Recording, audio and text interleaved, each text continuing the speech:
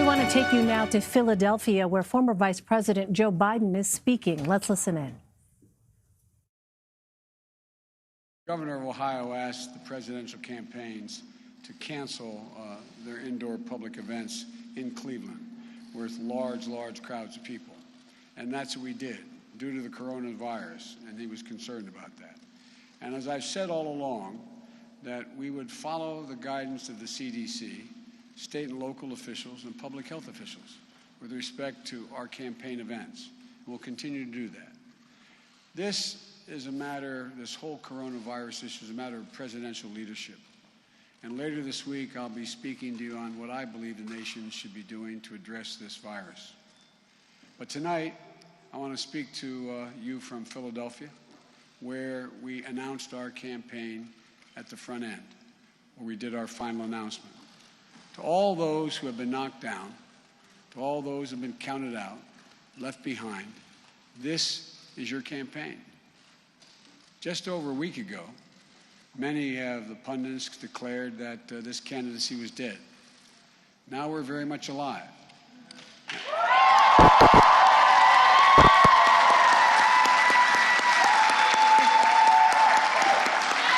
And although there's a way to go, it looks like we're going to have another good night. With victories in Mississippi, Missouri, Michigan, and we're waiting to hear from North Dakota, Idaho, and Washington State. As I said from the beginning, this election is one that has character on the ballot. The character of the candidates, the character of the nation is on the ballot. It's more than a comeback, in my view, our campaign. It's a comeback for the soul of this nation. This campaign is taking off, and I believe we're going to do well from this point on. Take nothing for granted. Want to earn every single vote in every single state. But if you're willing, if you want to join us, go to joebiden.com. Sign up, volunteer, and contribute if you can. We need you, we want you, and there's a place in our campaign for each of you. And I want to thank Bernie Sanders and his supporters for their tireless energy and their passion. We share a common goal, and together we'll defeat Donald Trump. We'll defeat him together. We're going to bring this nation together. We're regenerating a Democratic base, the Democratic Party, the African-American community, high school educated folks like the ones I grew up with in Claymont, not far from here. In my old neighborhood, labor, suburban women, veterans, firefighters, union members, and so many more. People of every economic station. The poor who are struggling, and they are struggling in this environment. The middle class who worries about whether or not they're going to be able to hang on and stay there, maintain their economic security. They're the reason Jill and I got involved in this campaign in the first place. And they're the reason why I became a Democrat so long ago. And I can't tell you, I really mean this from the bottom of my heart, I can't tell you how much I appreciate the confidence they've shown in me thus far and the way they turned out to vote for me. In my first campaign, when I was a kid, a long time ago, I had a billboard that said one thing on it. Had a picture of my wife and children, and it said, "For all our families." That's all it was, for all our families. That included Democratic families, families of independent voters, Republican families, everyone of every stripe, for all our families. And look, that's what we were able to accomplish in South Carolina. That's what we did on Super Tuesday. And it appears, although it's a little premature, it appears that's what we're able to do tonight.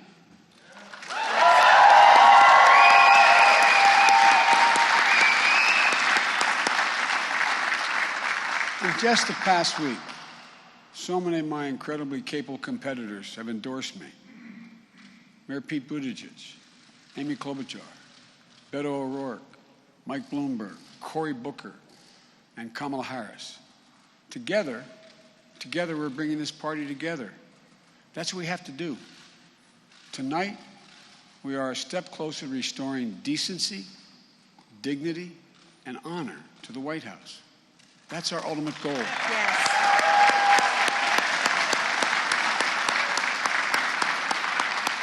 And at this moment, when there's so much fear in the country, when there's so much fear across the world, we need American leadership.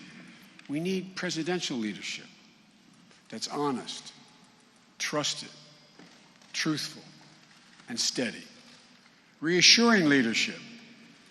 If I'm given the honor of becoming your president, I promise you I'll strive to give the nation that very leadership. Every day, I have a privilege to hold office. That's the reason why I'm running for president. I believe we're in an incredible moment in American history, a phenomenal opportunity to deliver a bold, progressive vision to the American people, guaranteeing that every American has health care, affordable health care, total health care, not a privilege but a right.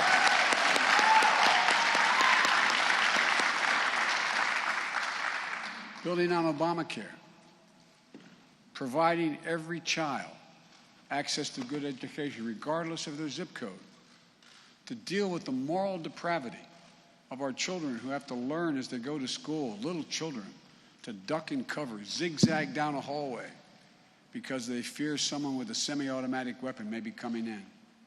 We have to stand up to the gun manufacturers and to the NRA, and I will do it.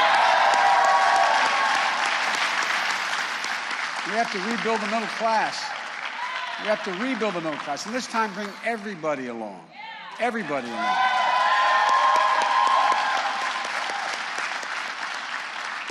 And my fellow Americans, we have to once again lead the world. Donald Trump's America First policies made America alone. You know, in the fight against climate change, we have to rally the rest of the world to act, and act now. Rejoin the Paris Climate Accord on day one. Make it clear to our allies that we'll honor our commitments, that our word can be trusted. And make clear to our adversaries that we will stand fast in restoring world order. That's the American responsibility. Tonight, I'm speaking to you from the National Constitution Center, not far from where two of the most important documents in all of history were written.